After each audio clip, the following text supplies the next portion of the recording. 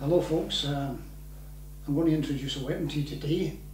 It's the 303 Bren Gun, the forerunner of the 762 Bren Gun, which was very prominent when I was in the army. The working parts are all the same, it was just a different calibre round. What Isaac's going to do now, he's going to take this weapon apart.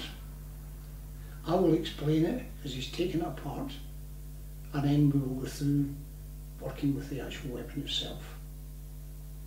Isaac, could you start to strip, please? Okay, carry on. Check the weapon first. Let your weapon part go forward, squeeze the trigger. That's you. Start stripping. Right. He's just pulling the butt off. That's the butt section. He's now pulling out the working parts, which are there. He's now going to take the barrel off.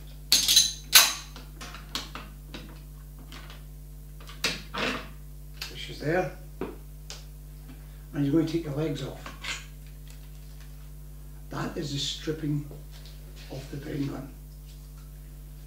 You normally take it this much apart when you're going to clean the weapon. You make sure every part is well oiled, dried off, and everything is working as smoothly. It looks smooth when you put the oil on it. The weapon is stripped, it's ready to be reassembled. Reassemble it with the last piece that came off will be the first piece to go on. Take the legs, put them onto the weapon.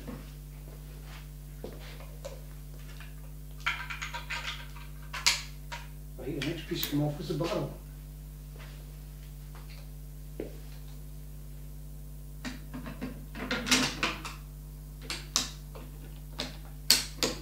working parts.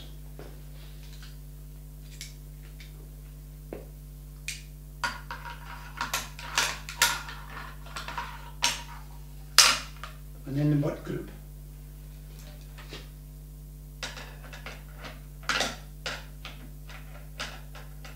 Take your time.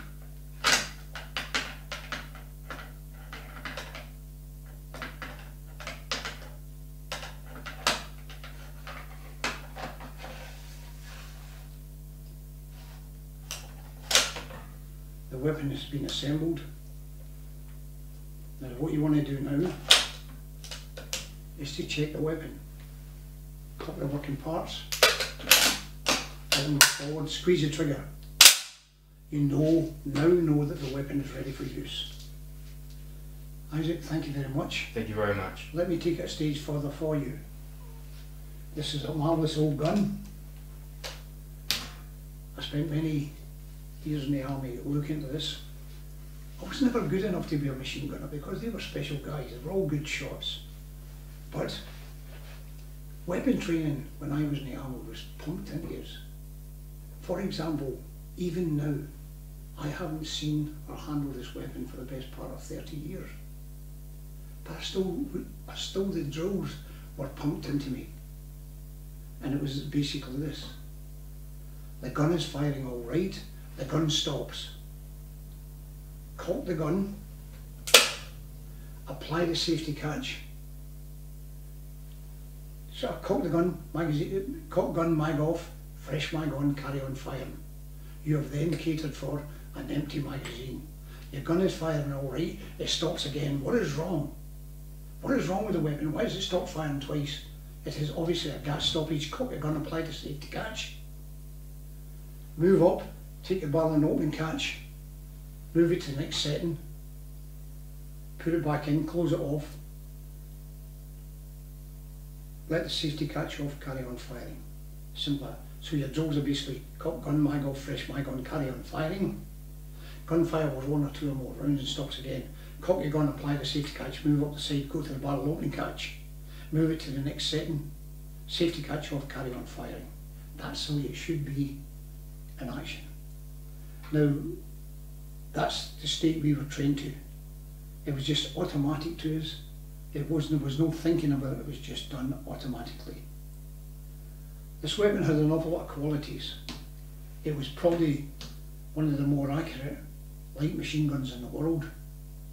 And for some people who were trying to bring in new weapons, they reckoned it was too accurate. We got the later version of this, which was the 7.62 version. This was a 303, and we could carry vast amounts of ammunition for it, because the Bren gunner, by tradition, in the paras, always carried 13 mags, 12 mags on them, 1 mag on the weapon, and the number 2 carried magazines with them.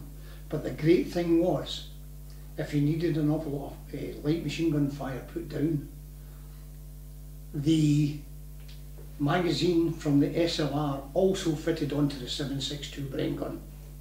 So you had a vast supply of ammunition within the platoons and sections for the actual weapon, because at times it could be fairly gutsy. Memories. We had a company commander once who came from the Coldstream Guards. Very, very experienced man. And what he said was the machine gunners that he'd seen in A Company in the parachute regiment, 1 para, were the best gunners he'd ever seen, and they were good. They prided themselves in carrying a weapon. They felt out of place if they didn't have it, and they knew where to place a sill. You know, skip ahead, get yourself into a fire position so the rest of the section can move forward, or vice versa. It just brings back memories. And I got into contact once in Aden, and a friend of mine who's dead now was on the gun, and we were up on a hill, and we seen what we thought was shepherds. In actual fact, they were terrorists, and we had a firefight with them. And lucky enough, we were all tooled up very, very heavy with magazines, and Joe pinned them all down, and the fight lasted for about best part of half a day. And at the end of it, we overcame the group of terrorists, and we went down there. The contact actually lasted, as I say, for half a day, but it resulted in a couple of promotions within the section, and one guy won the military medal. He's also dead now as well, a guy called Brian Dodd.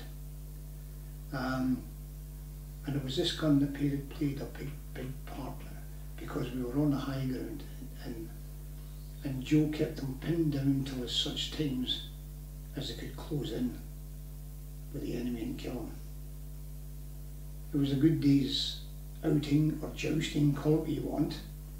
And we took down a group of terrorists who were doing quite a bit of damage in the area they were working in. That's all I have on the gun, but we're going to carry on to other weapons later on.